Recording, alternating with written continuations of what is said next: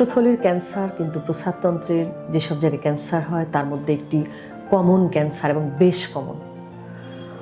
Urologist হবার পূর্ব পর্যন্ত আমারও ধারণা ছিল না যে মূত্রথলিতে এত ক্যান্সার হয়।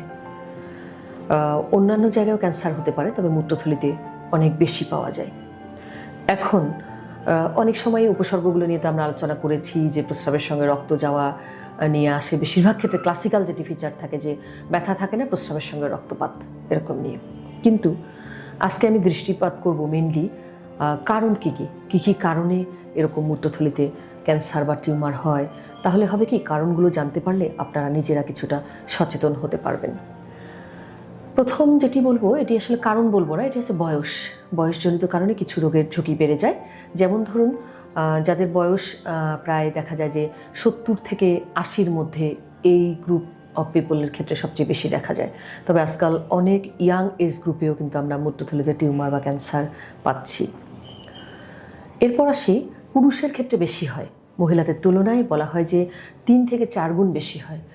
ধারণা করা হয় যে পুরুষরা বাহিরে বেশি বেরোন, কাজের প্রয়োজনে হোক বা অন্য প্রয়োজনে, বা ইন্ডাস্ট্রিতে বেশি কাজ করেন, ওনারা ইন্ডাস্ট্রিয়াল যে রিস্ক ফ্যাক্টরগুলো আছে কর্মক্ষেত্রে সেগুলোতে ওনাদের এক্সপোজার বেশি হয়, এই কারণে বেশি ঝুঁকি। আরেকটি হচ্ছে পুরুষের ধূমপান করবার প্রবণতা নারীর থেকে বেশি। ধূমপান কিন্তু একটি অন্যতম ঝুঁকি এখানে।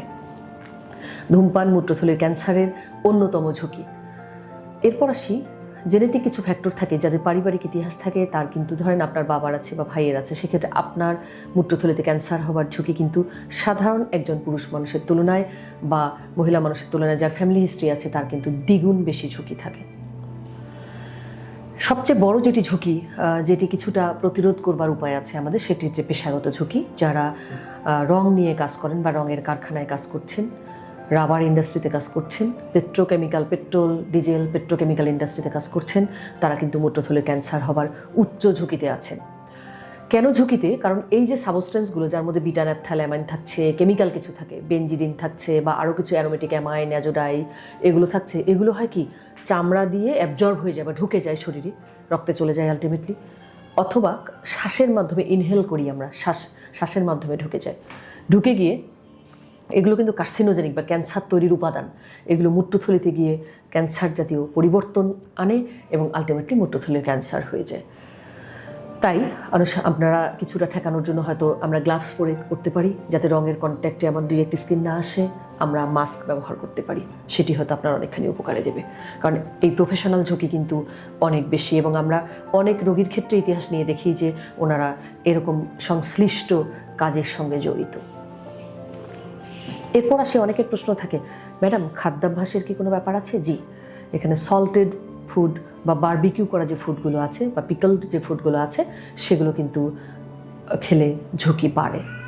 ওষুধ, কিছু ব্যথার ওষুধ আছে, যেমন অ্যাসিটামিনোফেন বা ফেনাসেটিন, এগুলো যদি দীর্ঘদিন ধরে আপনি এই ব্যথার ওষুধগুলো খান, সেক্ষেত্রে কিন্তু মূত্রথলিতে ক্যান্সার হবার ঝুঁকি অনেক বেশি থাকে। এরপর আসি, যে দীর্ঘদিনের ধরে মূত্রথলিতে ইনফেকশন বা ইনফ্লামেশন অথবা কিছু ইরিটেশন, যেমন ধরুন লং টাইম যদি ক্যাথেটার থাকে বা লং টাইম মূত্রথলিতে পাথর থাকে, এটি ওখানে একটি চেঞ্জ নিয়ে আসে বা পরিবর্তন নিয়ে আসে, তখন কিন্তু মূত্রথলির ক্যান্সার বা টিউমার হবার ঝুঁকি আরও বেড়ে যায়। এছাড়া এক ধরনের কেমোথেরাপি আছে, যেমন সাইক্লোফসফেনামাইড নামক এক ধরনের কেমোথেরাপি আছে, যেটি অন্য ক্যান্সারের চিকিৎসার ক্ষেত্রে ব্যবহৃত হয়। সেটি মূত্রথলির ক্যান্সারের একটি ঝুঁকি, তবে এটি খুব কম দেখা যায়। আমরা সচেতন হব যে আমাদের যেমন ধূমপান আমরা চাইলে এখান থেকে বিরত থাকতে পারি, প্রফেশনাল ঝুঁকিগুলো আমরা চাইলেই একটু সাবধান হয়ে সেগুলো যাতে কম এক্সপোজার হয় সেদিকে দৃষ্টিপাত করতে পারি। এই ব্যাপারগুলোতে সচেতন হলে অনেকখানি ঝুঁকি কমিয়ে আনা সম্ভব। ধন্যবাদ সকলকে।